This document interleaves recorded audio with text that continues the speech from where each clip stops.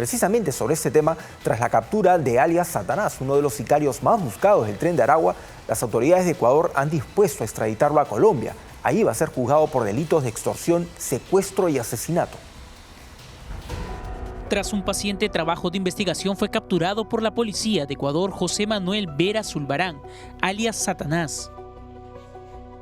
Uno de los sicarios más sanguinarios de la organización criminal, el Tren de Aragua, a quien la justicia de Colombia solicitaba por haber creado una red criminal dedicada al asesinato, la extorsión y el microtráfico de drogas en al menos 8 localidades de Bogotá.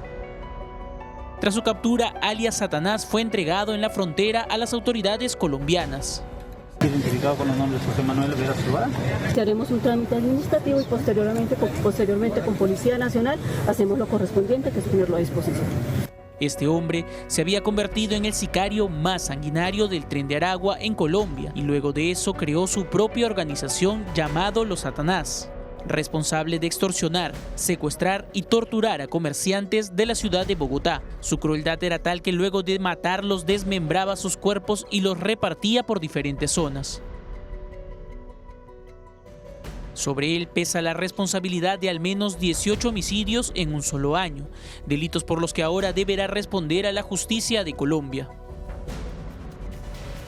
Hay que tener en cuenta que este sujeto estuvo también en nuestro país. Estuvo aquí en el Perú, al darse cuenta que la policía un poco estaba cerrando el cerco en torno a él, escapó. De hecho, él estuvo detenido en Chile el año pasado.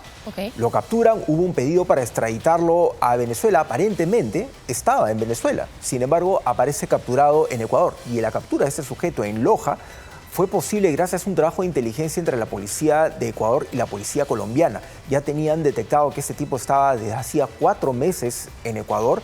Aparentemente, la policía ha revelado que probablemente él estaba esperando el momento para regresar aquí al Perú, para esconderse aquí en el Perú. En Colombia, como bien señala el informe, él estaba buscado por 18 asesinatos solamente en un año. Pero no es lo único que él había perpetrado. Se estaba buscando por tráfico de drogas, por extorsión y por este modus operandi sumamente brutal de descuartizar a sus rivales.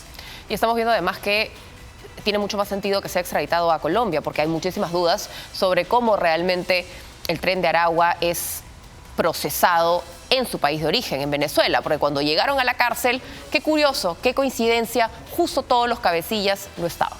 Así es, y esto es sumamente importante destacar este trabajo entre dos países porque es lo que han planteado ya varias autoridades. O sea, se necesita un trabajo integral entre todos los países que están padeciendo el azote de estas organizaciones de delincuentes. O sea, Chile, Perú, Colombia, Ecuador, contar tal vez con información posible desde Venezuela para saber por dónde se están moviendo esos sujetos, dónde están, poderlos identificar. Y es por eso que en Colombia ese sujeto ha sido detenido y ya lo entregaron rápidamente a Colombia, donde de inmediato lo van a poder procesar.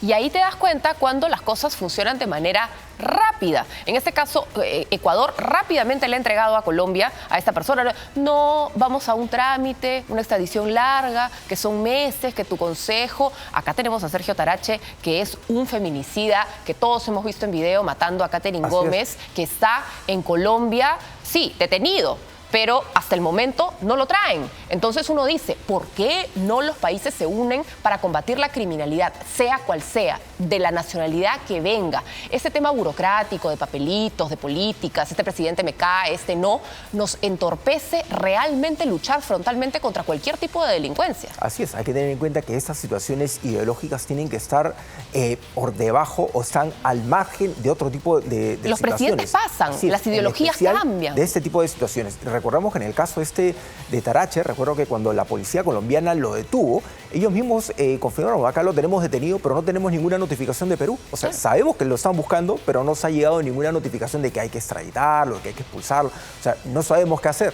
Está detenido porque hay una orden de Ahora llegó el partido de detención y seguimos allí. La pobre madre de esta chica viaja a Colombia, busca ayuda, los medios le dan la cabida, porque los medios colombianos también están horrorizados de que esta situación no avance.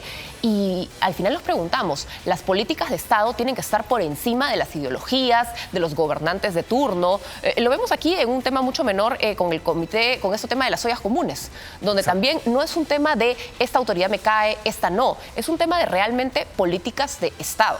Así es un tema de agilizar muchos procesos que parece que están durmiendo eternamente. Pero